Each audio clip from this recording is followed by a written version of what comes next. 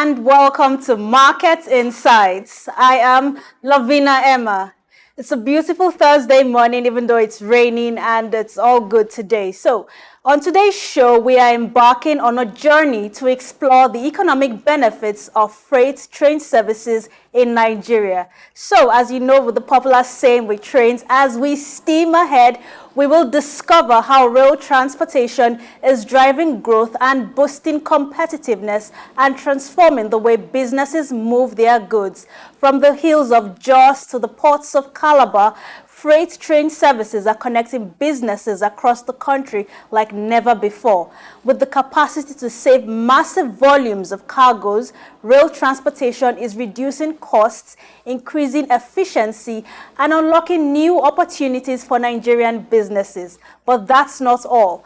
Freight train services are also creating jobs, stimulating the economic development, and reducing congestion on our roads. I mean, that's a very good thing, especially here in Lagos, that traffic can be quite a very, very difficult thing to witness, to experience. So if we have freight services carrying cargoes from one state to the other without using the roads, it's going to be a lot of good for the motorists. So it's a win-win for both businesses, consumers, and the environment. So what's driving this freight train revolution? And that's the first question now. How are businesses leveraging rail transport to gain a competitive edge?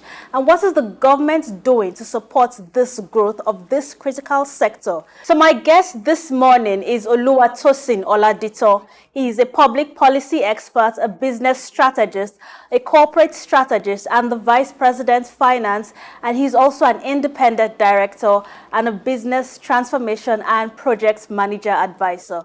He's also the technical advisor to the current Kwara State Commissioner for Business, Innovation and Technology. And Oluwatosin Oladetan is joining me in the studios this morning. So welcome to Market Insight this morning. Good morning. Good morning to you too, and welcome to the program. It's great to have you here this morning.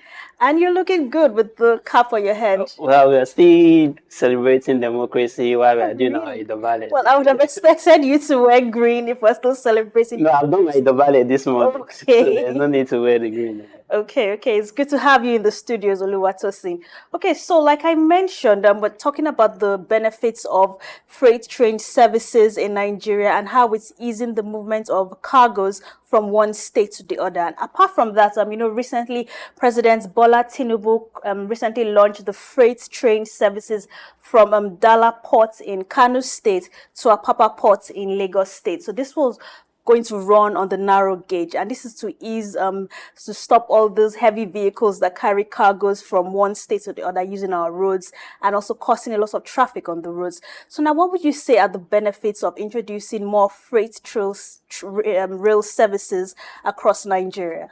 So first, when you look at seaports in civilized communities, in fact, the largest seaport, which is found in China, they have up to like about 4 different means of evacuation. We have the road, we have the rail, we have the barges, the inland waterways, and sometimes you could also see something like chopper to ease movement from those ports. So first, one of the issues we had was that the Apapa port, when it was initially built, it was only built to serve the Lagos community of like about, as at then, 5 to 10 million people. But this time around, just the Apapa and the Tinkan port alone is accounting for over 90% of the nation's import and over about 90% of the nation's export. So something that was only built to serve the needs of just 5 to 10 million people is catering for the needs of over 200 million people. So that means there is an issue. So at that point in time, there was nothing less than to have a gridlock, which we're having along the Apapa axis. Now, currently, the Nigerian Shippers Council, which is under the Ministry of Marine and Blue Economy, headed by Oyetola, the former governor of Osun State, is also taking initiatives to be able to expand the ease of business. Now, let's take a critical look at it. The Nigerian GDP over the last Q1 2024 increased by like about 2.98%, which was a bit higher than 2.31% when you're comparing with corresponding terms in Q1 2023, and quite lower than 3.94% when you're looking at Q4 2023. And part of the things that stimulate the GDP is more or less like trade, which is more or less looking at the import and the export that the country is getting involved in. Now, let's even look at the Nigerian trade statistics as at Q1 2024. We saw that like about 12.6 trillion was accounted for import into Nigeria, and like about 19.2 trillion accounted for export, which Nigeria has a trade surplus of like about 5.6 trillion. Now, if all this trade is coming through just two major ports, like I said, Tinkan and Apapa port is accounting for about 95 to 96% of the total import, and about 90% of the total export is accounting for that. That means there's an issue if the only means of evacuation is by road. Now, let's even look at the risk that could occur. It will take you maximum that can be carried by a truck, probably 3 to 4. Maximum you have like about 5. It's going to consume like about 40 liters of fuel per 100 kilometers. So if you want to move something all the way from Lagos there down to Maduguri, which is like about 1,500 kilometers for, you're incurring just like about, on just fuel alone, you're incurring like about 360 to 400,000. Look at the roads. The roads are not that good. Well, we've seen the case of the roads within the Nigerian system, which means that some of them are even likely to break down. And you've seen what happens when a trailer just hits a very bad road and he has to somersault, or probably the goods get lost and so we see some people, rather than coming to help, they are all coming to take their own share of the casualty that has occurred. So I think it's a very good initiative for the federal government to have launched the development of this inland dry port, which we can see, which are also called internal container depots across 7 states in Nigeria, such as Abia, Kano, Kaduna, Katsina, Plateau, Ibadan, and also have the aim of expanding to all the geopolitical zones in Nigeria, such as also in Onitsha and all that. So it's a very laudable project. Aside from de-risking the part of the things that we have seen from the road, is also expanding the opportunities to ease trade and do business in Nigeria, which is quite commendable. Okay, well said. Thank you for that, Oluwatosin. Thank you very much for that. Okay, now, as you know, with the recent, I mentioned that President Tinubu recently commissioned the rail that was to be traveling, the freight rail services moving from Dala Port in Kano State to Apapa Port in Lagos State now. So apart from that, there are also plans to add other train routes to this. That's from Lekki to Ijebu-Ode, and also from Ijebu-Ode to Kajola, and also from Kano to Makurdi, just to mention a few. But all these freight rail routes are still under construction now. So now, that being said, now with the ones that have been commissioned and are functioning properly now, how are businesses leveraging rail transportation to reduce costs and increase their supply chain? So I think what the Ministry of Marine and Blue Economy should do is to create more awareness. Now, it takes quite a reasonable number of days or number of hours to even get your goods or your containers cleared, even by customs. So part of the things that this rail service will do is like those inland dry ports are more or less like custom destinations at those regional hubs. So customs are there, they clear your goods, they move it directly on the cargoes. The cargoes are carried by train. So as a result of the security risk or security issues around, we've seen that, okay, the operation time is between 8 a.m. and 7 p.m. It's from 7 p.m. and 6 p.m. Right? So because you also want to ensure that those goods are secured. But also, let's even look at the trains that is currently being used. They are more or less locomotives trains. Yes. So it takes like about 72 hours for you to move all the way from the inland dry port down to Apapa. So if I'm saying you're operating on a 12 hours, so I say 12 times 6, so it's going to take me like about 6 days.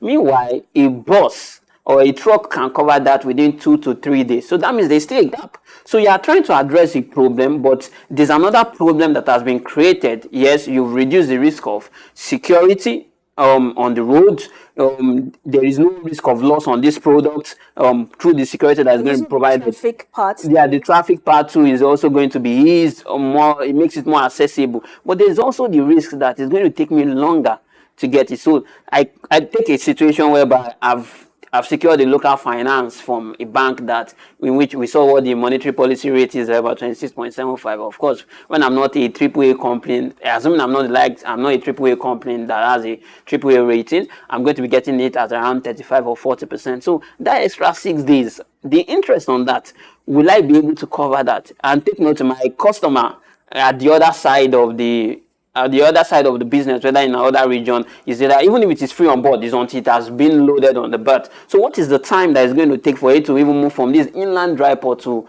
the seaport that is going to be used? And also, what is the time that is going to even for it to even be berthed on the ship that is going to take it out? So aside from building the inland dry port, I think that we should also look at the locomotives, the trains that are going to be used. If we could save more time by electric trains, or do that's more or less like a long-term project. Those are things that the government should. But I must commend the government for that. So for a laudable initiative for them to be able to build this inland port. But aside from that, you also need to focus on the time it's going to take for it to even to be cleared. In Nigeria now, we don't even have inspection is done by physical inspection, which the containers have to be opened, when it's going to take days for it to even be cleared for you before you can even get down to the local port where it's going to be taken out of the country. So we need to invest more in technology. It's a laudable project, but the reward for hard work, they say, is more work. So there's a need for investment in technology to ensure that this the time is saved. There's also efficiency of operations, and you don't have a case of bureaucracy where people are taking longer than required for them to even get their goods to the port or even get it out of the country. Okay, well said. Thank you for that. Okay, now I'm looking at this recent achievements, what they've done recently now. So now how can we, looking forward to further expand this now? Now let's talk about opportunities and challenges that exist in the industry, just in the freight train services now. Opportunities and challenges that exist for people that will be using these train services. That's for the cargo services. And also, how are they being addressed concerning the challenges, first of all? So the number one challenge is security. What is the security? What is the state of security of the nation? There is hardly any day you wake up and you don't hear of one news, whether in Nasarawa or in Borno or in anywhere where we're seeing this casualty. So how can that's part of the reason, the rationale why they say they want to operate during the days rather than operating throughout a 24-hour cycle. So I think it's not the Ministry of Marine and Blue Economy that is going to address that alone. The National Security Advisor and the Office of the President also need to see to it to ensure that the security situation is being addressed. Now, aside from the risk of security, I've also made mention of bureaucracy, the clearing. How long is it going to take? What is the papers? In fact, you still have in some of these offices that papers are being cleared on the tables. Why can't they have a portal where things are being uploaded within space of 1 to 2 hours? What will have taken them 1 to 2 days or 1 to 2 weeks for them to be able to get that cleared. And also, we know that there are minimal dangers of accidents on the rails. As soon as it gets, how soon is it going to be built on the ships to ensure that it's being taken to the other part? Remember, if I don't sell it, there's no way I'm going to be able to recognize it on my books as revenue that is due for me at that point in time. So, and the reason is for you to be able to, the financing of it. So in case I've taken a loan, or even if I've not taken a loan, I need to be able to get my working capital turnover. How quick am I able to turn this over to be able to generate more income? Despite the fact that it's a laudable project, the roads are now being decongested. We don't have ports, we don't have trucks on the road that are moving to the port. There is free flow of traffic. We don't have trailers crumbling on the road, causing unnecessary chaos and memes along the road. So it's a very laudable project, and I know the federal government is looking to expand into other regions across the 6 geopolitical zones. But aside from that, they should not just make it a Lagos Calabar thing. What are right now it's Lagos to Kano that they commissioned. So there are still plans, like I mentioned, for Kano and Makurdi, and Lekki to Ijebu-Ode, and also Ijebu-Ode to Kajola. Yeah, so like I said, they are planning on building the Lekki Deep Sea Port, which is going to address some of the issues that the Apapa port is not being congested. But let's even look at the major port. We have like close to like about 5 to 6 ports, which is Tinkan, Apapa. We have ports in Warri, we have ports in Calabar. But most of this is just taken by Lagos and Lagos, just those within The Lagos, coastal the states. coastal state. Yes, yes, the ports are going to be along the coastal state, but if like about 90% is coming to just two ports, Tinkan and Apapa, then there is a risk. We can easily move those things rather than moving everything down to Apapa alone. We should also ensure that those rail services are able to address those other ports such as Warri, Calabar, One, and all those other ports, so as to make it easier to take the goods and the goods out of Nigeria. So those are certain things that I think they should also work on. Do you also think they should work on, those ports are on the coast. Now, these ports that are also on inland, on the dry land, is it also possible for them to target ports inland so that they can also connect them to this rail system, this freight rail system? Yeah, that was like I mentioned earlier. That is a very laudable. There is no port that have just one means of evacuation. So rail is also a means of evacuation. Aside from road, Nigerian port has majorly been evacuating the goods from the port majorly by road. That is by trucks and by lorries. So rail should be directed at those ports to make it easier for the hinterland. So, for example, landlocked countries, what they do, they have an inland dry port that takes it from the seaport down to the region to be able to address that. So, but rather than just targeting everything towards Lagos alone, they should look beyond Lagos to the already existing port that already have the seaport infrastructure. But like, for example, in Warri, we have the Extravos water breaks, which the Warri port is not able to bet as much ships as it should. If it's able to bet as much ships as it should, of course, you want to move something to Delta, I first need to bring it down to Lagos, and I also need to construct a rail. Why can't I take it from Warri down to the neighboring states around, like Onitsha, Abia, and all that? So it also helps to ease. So the major thing is for you to generate efficiency, aside from building the inland dry port, you also need to ensure that you increase the access to taking the goods out of Nigeria aside from Lagos port, which is Tinkan and Apapa alone. Okay, thank you for that, Oluwatosin. Thank you. Well said. So now looking further at this new development now, how does freight train services impact the environment when compared to the road transportation? So the train services, one of the issues that should also be considered is pollution, because like I said, we are using majorly locomotives, locomotive trains to move it. So there's going to be ease of traffic. People can move along the roads without the risks of thereabout. But also, I think the rail train system, Nigeria has grown beyond just using locomotive trains to move things around. So I think is in the future, it's not a short-term thing, it's not immediate. In the long term, we could have electric trains that could travel faster than others. But it's a laudable project. You have more cars on the road, more vehicles on the road, less trucks on the road, because everybody is able to access that. So aside from those that just want to clear for customs, we could also create the trains. The train services should not just be directed at the port. We should also have cargo trains that is able to move goods from the farms directly to the market. So for example, tomatoes, you want to move tomatoes all the way from the farms down to market where you are going to sell.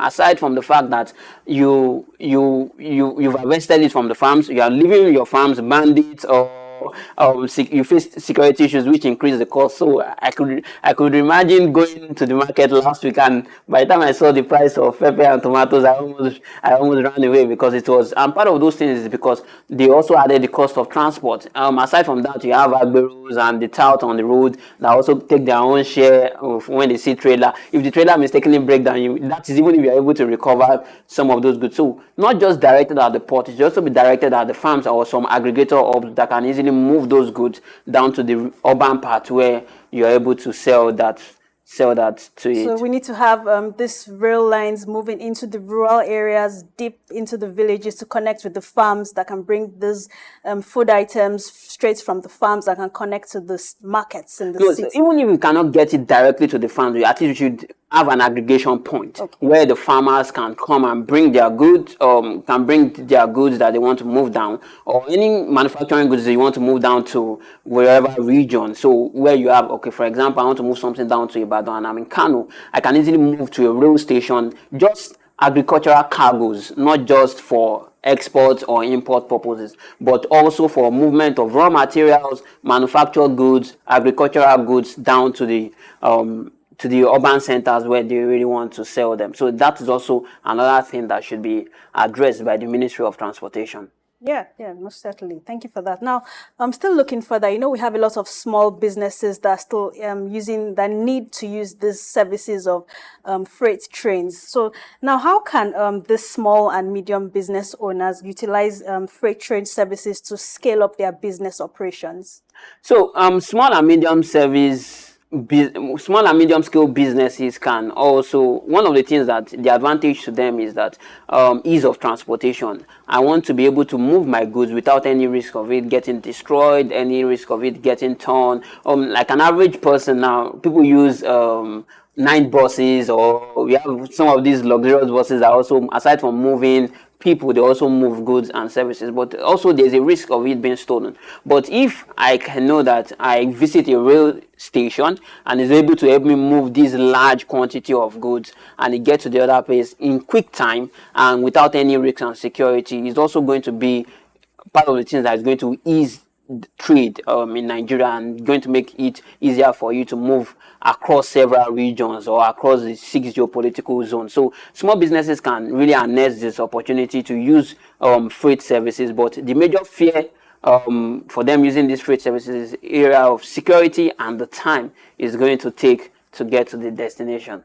Okay, that's true. That's why we definitely need them to be modernized with the electric rail services so that we don't have to be wasting so much time moving from one state to the other.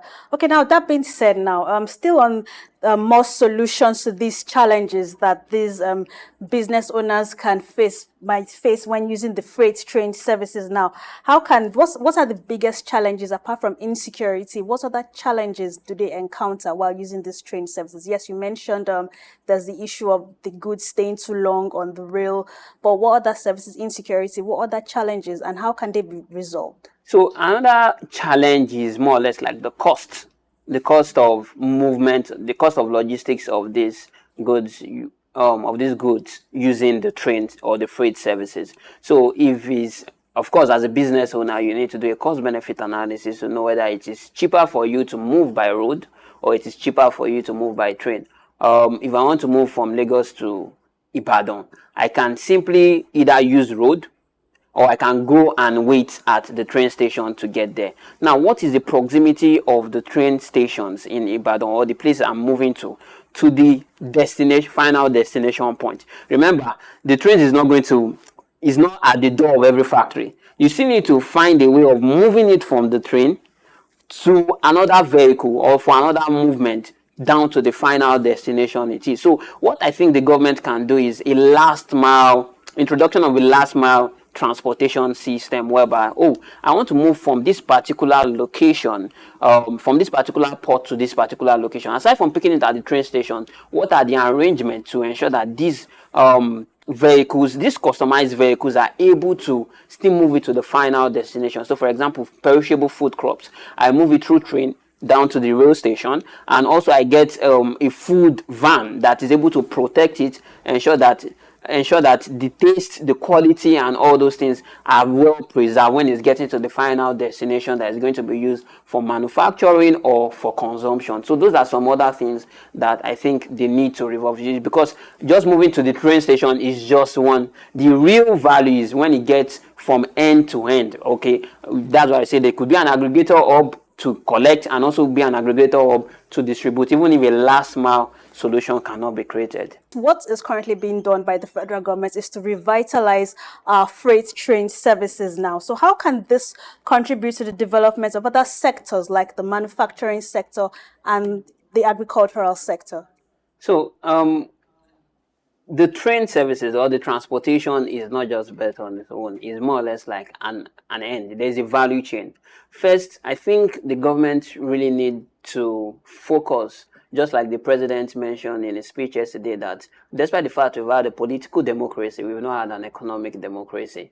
And simply because the nation has been solely reliant and dependent on crude oil. So government need to invest in agriculture, government needs to invest in manufacturing. Over the last 1 year, we've seen several manufacturing companies exit out of the stock exchange, several manufacturing companies exit out of the country. Those that also want to de-risk in the last few days have sold their stakes to other stakeholders that are more willing to take the risk and understand the market. Now, if you go back to previous times, you will see that the Nigerian economy is majorly an agrarian economy, majorly based on production of agricultural produce such as groundnut, pyramids of Kano, the cocoa malls of Ibadan, the oil from the eastern bloc of the state. So if we don't invest appropriately in those sectors, the manufacturing and the agricultural sector, then it's going to be an issue. And one major thing is that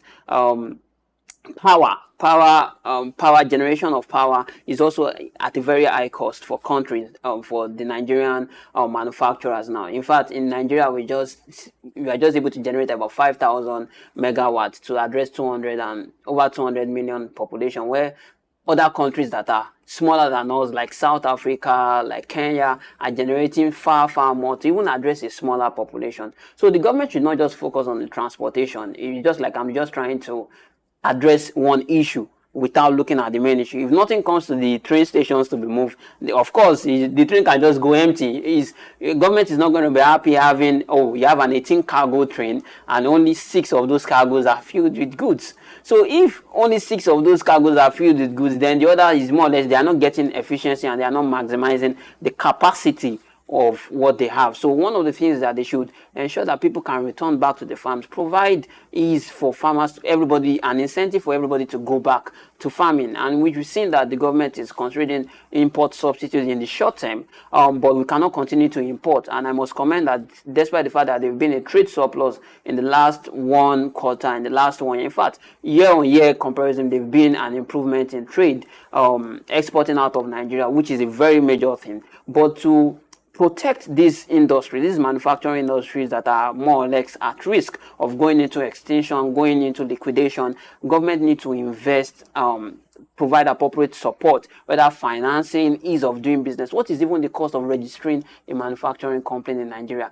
How many agencies does those manufacturing companies have to come under? You see things like, could have up to like about 20 to 30 different agencies that want to take tax, fines, and all those things. So we need, the government need to address issues to more or less ease the tax burden for manufacturers in the short term, pending the time they are able to recover. We've seen like the Lekki Free Trade Zone, whereby those tax are not being paid for a while, but they are plowing it in the development of those states. So if there is enough goods to manufacture, right, where are the other companies that used to manufacture tires and rubbers, the Eleganza industries that we have of those days, the Dolphin industries that we have of those days? So if we can create a suitable framework or a suitable landscape for manufacturing in Nigeria and also going back to farming and trading, then I think we are taking a very right step in the right direction. But if people are not able to manufacture easily and harness all the value, let's even look at the manufactured products in Nigeria. Most of those values are not, the major materials that are being exported from Nigeria, when we even look at crude, thanks to Dangote that is able to at least reduce the need to import diesel, and he said probably sometime in July Nigeria is not going to need to import petroleum over the next 1 to 2 years. So if we are able to manufacture and produce this in-house and be a net exporter rather than a net importer, and not just export the raw materials, but also export finished goods that have been able to add more value, then the economy and the GDP is going to be able to grow to attain the $1 trillion economy that the president hopes to attain over the next couple of years. Okay, we're definitely hopeful that this will happen soon. Now, you know that this is what we're talking about right now, is the benefits of this freight train services and how we need to expand it to cover all pretty much not just coastal states, but states in that are landlocked are also inland. So now, before this service was fully operational, they were mostly using roads to be moving their goods with the use of large trucks moving their goods from one state to the other now. So now, by revitalizing this freight train services, do you think it's going to lead to job losses for companies that were operating the truck system in Nigeria? Not necessarily, because these train services is going to create more jobs. The trucks are also going to be not totally moribund. It's just that they are going to be taking off the roads for a while, and these people can also find suitable jobs. So it's going to create more jobs, more economic impact, in which these people can further be trained to be able to take up other routes. Of course, like I said, train is not going to get to the doorstep of everybody. So if I have a cargo that I'm moving all the way to an interior that does not even have, like, probably 20 kilometer or 30 kilometer from where the nearest rail station is. So I still need to use a truck to convey those so rather than having trucks moving interstate, it's going to be moving interland, and it's also a preserve the lifespan of those trucks. A truck that is moving 1,000 kilometers every month is likely to break down faster than a truck that is just moving 20 kilometers within just the state. So the lifespan of the trucks are being preserved. The health of the drivers of those trucks are being preserved. They're able to spend more time with their families.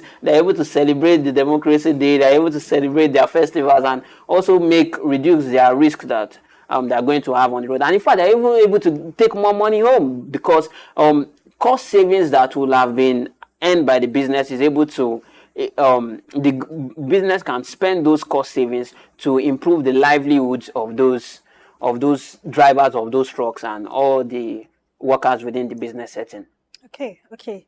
Now, still further on this now, Nigeria, as you know, our railway sector, it's not like we're using the most modern of trains, but looking at the historical, when we look at it historically now, our railway system, like you rightfully mentioned, we're still operating the locomotive trains for this freight train services. So how can stakeholders ensure that as the federal government is revitalizing this sector, it can be sustained and even improved upon in the next few years? So it is a long-term project. If I want to build an electric train, or I want to bring an electric train to use, it's quite capital intensive. So what I think the government can do, just like they did for the inland dry port, which is a build, own, operate, transfer, which is a boot model, you could also enter into public-private partnership arrangement to ensure that these electric trains are able to use. So, for example, the Lekki Deep Sea Port is also a public-private partnership in which concessions were given to certain people, and once they're able to recoup their investment, they hand it over to the government. So, government alone cannot do this. Government alone cannot solve the solution. They need to collaborate with private individuals who are ready to bring in the finance, and government make it easier for them to be able to do. It's going to be charge their tariffs for them to be able to recover their investment, and not just hand it over to the government, but also ensure that the proper maintenance culture is in place. Because if things are just left to the hands of the government and the civil workers are not doing their job well, they are not exposed to the trainings, they don't have the expertise and the skills to continue to manage it, we are going to go back to square one. Because when the vehicles get grounded and they need servicing and you are not able to provide it, you still have to come back to where you started from. So a continuous public-private partnership arrangement to ensure that you not just make those trains available to the port alone, also make those trains available to the interlands or major locations where you just like about 40 to 50 kilometers to any destination within a 40 to 50 kilometer radius. There's a train that is able to address or where I can pick up my goods from. So I think a public-private partnership arrangement will. Okay, well said. Yes, definitely. We need more of these collaborations in our economy to actually boost growth in the economy now. So now, while freight trains offer advantages, a lot of investment is needed. So now, how can the government incentivize get more foreign investments perhaps into this infrastructure? So let's even look at the Nigerian landscape. Why have investors been running away from Nigeria? Because the risks of the risk of losing your money in Nigeria is quite a bit high. The ease of doing business, Nigeria is not even ranking among the first 100 countries. They're about 131 and they're about downward. That's when we will see Nigeria is. So what is an investor? An investor has some money that he could have even spent on a vacation, enjoying himself. He decided to ploy it so that he's able to get not just his capital back, but also get appropriate returns on investment that is going to be able to use to expand. So investor that brought in their money at when the naira to the dollar exchange was about 340, just woke up some years later, we've seen that the exchange rate is like about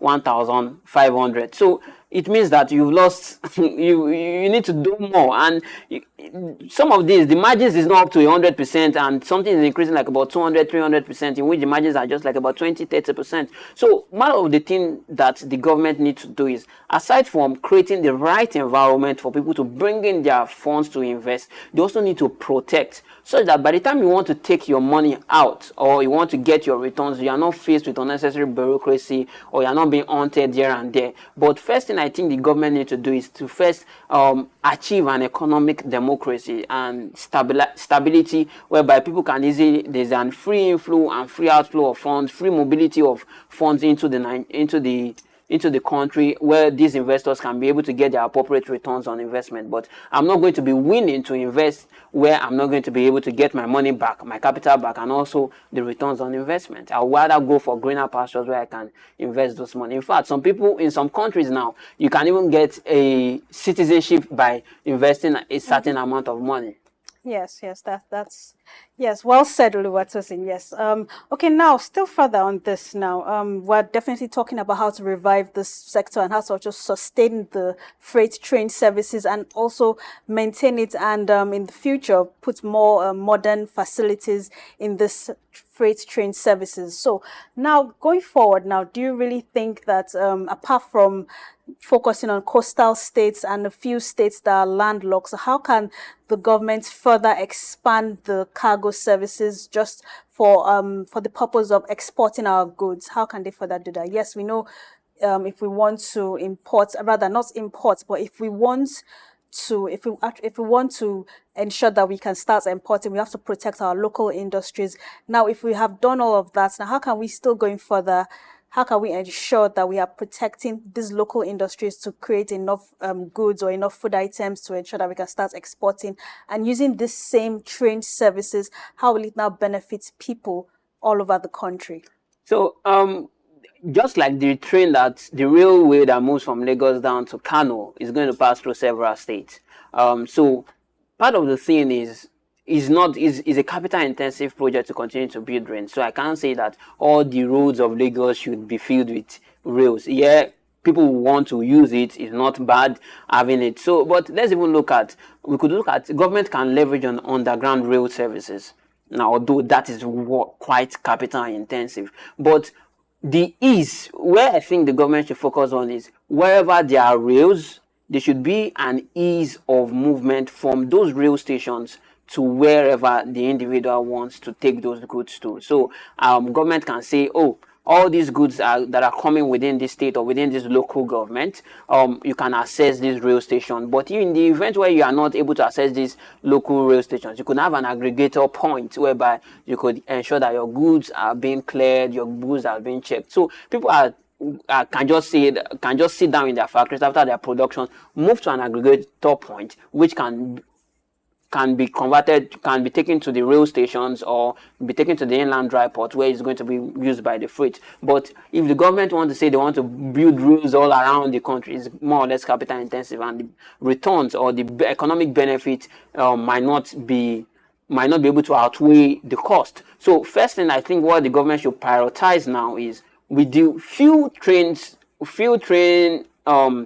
ports that we have, or the few inland dry ports that we have, or the few rail services that we have, let's focus on infrastructural development to make it easier for the locals to be able to manufacture, make it easier for the locals to be able to farm, make it easier for the locals to be able to produce semi-finished raw materials and finished goods which can be transported through those rail services. And the Ministry of Transport will also make it easier for people to be able to get access to those rail services at quick time. So, for example, the trail services are moved from Lagos. You just have timing, let's say 8 o'clock, 2 o'clock, 4 o'clock. If we could have more people, if more people are aware of it and they are more comfortable with moving through the train, of course, people will be obliged to use it. So, but I think the government should not just focus on the rail services alone, but also focus on building the right infrastructure to increase manufacturing and also agricultural goods within the nation. Okay, so does this mean that we have a bright future for the use of freight train services in Nigeria, and how would it shape our economic landscape? Well, as regards whether the future is bright or not, by the time the Badagry Apapa road construction and rail, I think it has spent over 10 years and we've not seen it operational. But if you look at other climes that have tried to do similar things, they've achieved that in the space of 1 year or two. So I think there is a bit of delay, despite the fact that the future is bright. But the issue is that we don't get to the future that has already moved on. Right, so in as much that you want to ensure that you want to build a rail system in next 1 year, 2 years, will that rail system still be functional, or will it still be able to address the need if the future has moved on? So I think the gestation period should be shorter than what it is, because along that same Badagry Apapa, I have not still seen any functional train, despite the fact it has taken over 10 years to be able to construct that large landscape. So I think government should be more reactive, more proactive, and ensure that these things are able to come to limelight within the shortest possible time. Hence the need of private public partnership through equity investment rather than debt investment. If we were able to harness the right equity investment in building this sustainable long-term project rather than debt investment, we are going to have more returns for the country, and I think the economy is going to be will experience the true economic rebound as expected by the government. It's just the true economic rebound. Like, it's going to. Can you go further on this, please? Yeah. So when we say true economic rebound, we see what inflation is doing is about 33.69. See interest rate, what it is for you to, when we're comparing with developed nations where inflation is just like about 2%, where inflation is like about 3%. I think in Japan they've been experiencing negative inflation, and they just had to spend some money to be able to manage this true state of inflation. So part of the things is we still need to address the cost of living, and the CBN is bullish enough, taking some steps in the right directions, although those steps will not have been taken if the right things have been done.